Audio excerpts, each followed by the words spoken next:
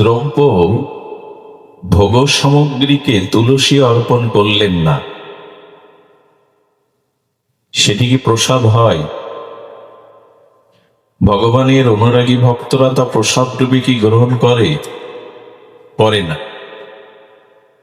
তুলসী পাতা সমর্পিত অর্পিত হল দ্রব্য উপাদান, ভোগ প্রসাদ রূপ নিল, আর ওইটি ভক্তদের আস্বাদ্য বিষয়।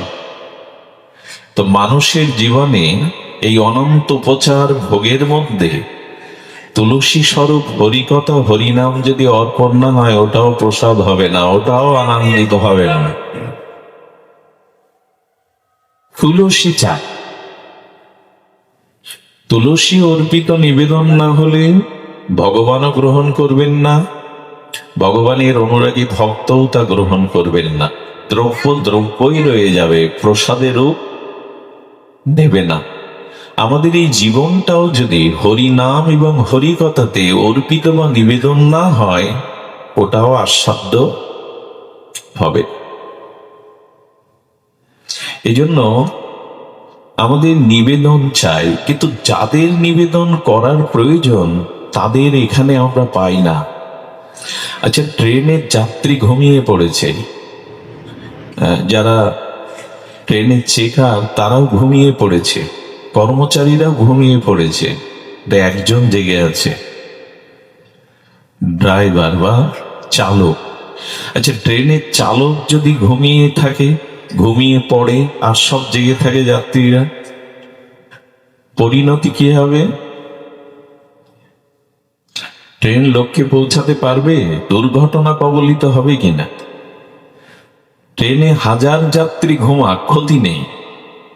ট্রেনের চেকার বৃন্দ, পরিচালনা পর্ষদ বৃন্দ ট্রেনের মধ্যে ঘুমিয়ে পড়ুক, ক্ষতি নেই। ড্রাইভারকে জেগে থাকতে হবে। ড্রাইভার যদি ঘুমিয়ে পড়ে, দুর্ঘটনা কবলিত হয়ে সব প্রাণ চলে যাবে। আমাদের সমাজরূপ ট্রেনেরও আজ ড্রাইভাররা ঘুমিয়ে পড়েছে। এই ড্রাইভাররা হলো যুবক, এরাই চালাবে। এরা ধর্ম, এরা আমাদের জাতি, ধর্ম, অস্তিত্ব এরাই পরিচালনা করবে, কিন্তু তারা এখানে নাই, ওরা ঘুমিয়ে পড়েছে। জয় রাধে বাবা, এই মন্দিরে বসে আছেন, রাধে কথা বলবেন না, আমার দৃষ্টি ওই দিকে যাচ্ছে। কি বলছেন? বলছেন যে যাত্রী ঘুমাক, সমাজের বৃদ্ধ বৃদ্ধা যারা, তাদের দায়িত্ব কর্তব্য অনেক সমর্পিত হয়েছে, এরা ঘুমাক।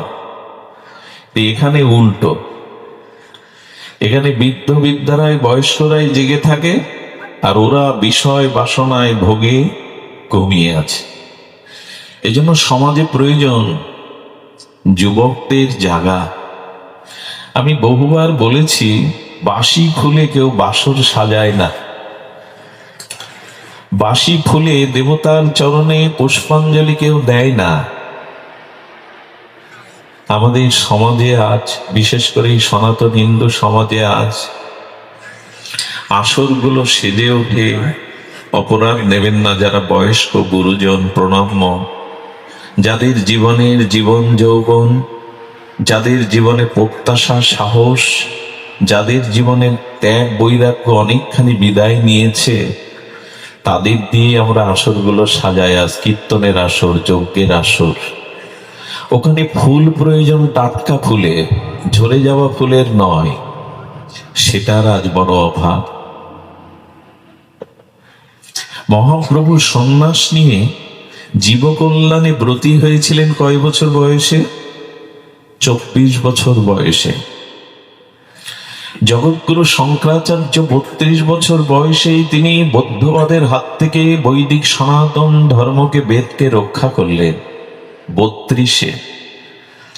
আমাদের ক্ষুদিরাম বসু 18 বয়সেই দেশমাতৃকার জন্য জীবন উৎসর্গ করে প্রথম শহীদ হলেন, ব্রিটিশ সাম্রাজ্যকে কাঁপিয়ে দিলেন 18 বছরের যুবক।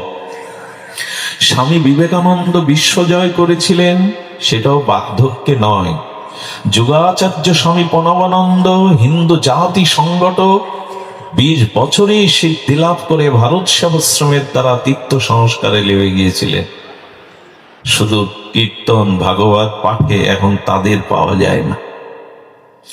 এর জন্য দোষ কাদের? ওদের। দায়ী কাদের? ওদের নয়। আজ সংস্কারের বড় অভাব। আমি অনেক জায়গায় পাঠ করতে গিয়ে দেখি গার্জেনরা বসে আছে, আর যে বাচ্চাগুলো এনেছে এখানে তাদের ছেড়ে দিয়েছে। তারা কোলাহল করছে, হাতে তালি দিচ্ছে, খেলা করছে, ভাগবতেরই বিঘ্ন হচ্ছে। তার মানে আমরা তপস্যার দ্বারা, সাধনার দ্বারা তাদের জগতে আনিনি। আর আনার পরেও ওই পরিবেশ সাধন ভজনে তাদের দিতে পারেনি। তারা যে এখানে কোলে বসে এখানে সংস্কারগুলি নেবে, সেই সংস্কারগুলো তাদের দেয়নি, তাদের ছেড়ে দেওয়া হয়েছে খেলা করতে। এবং যত ধর্মীয় অনুষ্ঠান দেখবেন ওখানে শিশুরা এসে কোলাহল আর খেলা করে। তার কারণ একটি, আমরা তপস্যার দ্বারা তাদের আনতে পারিনি। আমরা ছোটবেলা থেকে তাদের সংস্কারটা দেইনি।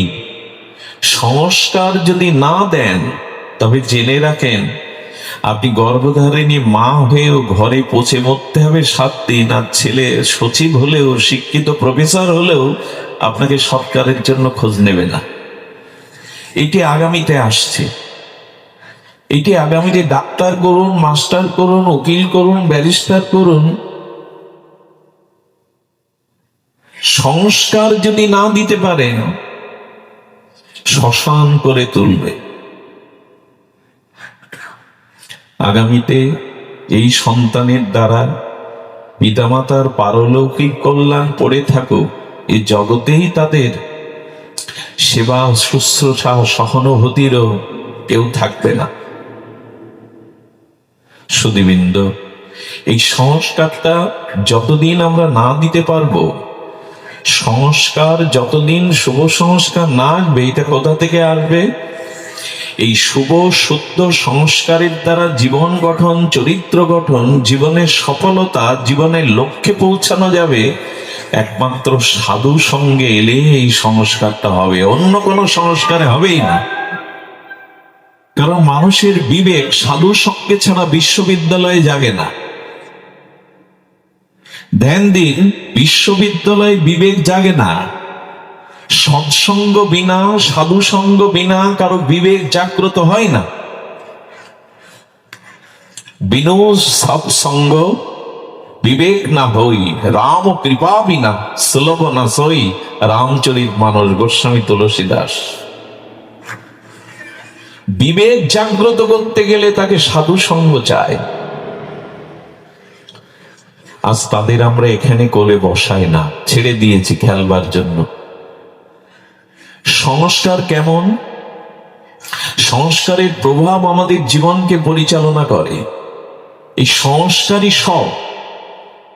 যেমন দেখবেন, একটা কুকুরের বাচ্চাকে জলে ছেড়ে দিন, পূর্বে তার সাঁতার প্রশিক্ষণের দরকার নেই। ওই কুকুরের শাবকটি সাঁতার কেটে ডাঙায় উঠবে। অনেক উন্নত কোন রাজপুত্র, রাজার ছেলেকে বা কোনো মানব সন্তানকে সাঁতার না শিখিয়ে ছেড়ে দিই, কি হবে? ডুবে মরবে। কারণ ওই কুকুর, ওর সংস্কার আছে জল থেকে সাঁতরিয়ে ওঠার, ওই সংস্কারটা নিয়েই জন্মেছে। কিন্তু মানব শিশু জলে সাঁতার কেটে তীরে উঠতে হয়, বাঁচতে হয়, এই সংস্কার তাকে দেওয়া, এটা তার অর্জন করতে হবে। সংস্কার কেমন? এখনই একটি শিশু ভূমিষ্ঠ হলো, যখনই ভূমিকে স্পর্শ করলো তখন সে মায়ের স্তন টেনে দুগ্ধ পান করতে শুরু করলো। এখন এই মায়ের দুগ্ধটা টেনে পান করতে হয়, এই বিদ্যাটা ওকে কে শেখালো? ওকে কে শেখালো যে টেনে টেনে মায়ের অমৃত দুগ্ধ ক্ষুধা নিবৃত্তির জন্য পান করতে হয়? বলো, অনেক জন্ম এই মায়ের স্তন টেনে পান করা ওর সংস্কার, এই জন্য বলে দিতে হয়নি। ও সংস্কারটা নিয়েই জন্মেছে। মহাপ্রভু বড় দুষ্ট ছিলেন। সব মহাপুরুষ, সব ভগবানের শিশুকালটা বড় চপল চঞ্চল থাকে, থাকতেই হয়। অনেক মায়েরা বাচ্চাদের এনে আমাদের প্রণাম করার সময় বলে, বাবা ওর মাথায় হাত দাও। দিয়ে কি বলবো মা, ও যেন শান্ত হয়, বড় দুষ্টু চঞ্চল। আমাদের এক আচার্য বলতেন, না ওই আশীর্বাদ করবো না, বরঞ্চ এই আশীর্বাদ করবো ও যেন আরো চঞ্চল হয়। কারণ ও কি বৃদ্ধ, ও কি জীবনী শক্তি হারিয়ে ফেলেছে যে ও স্তম্ভের তো বসে থাকবে?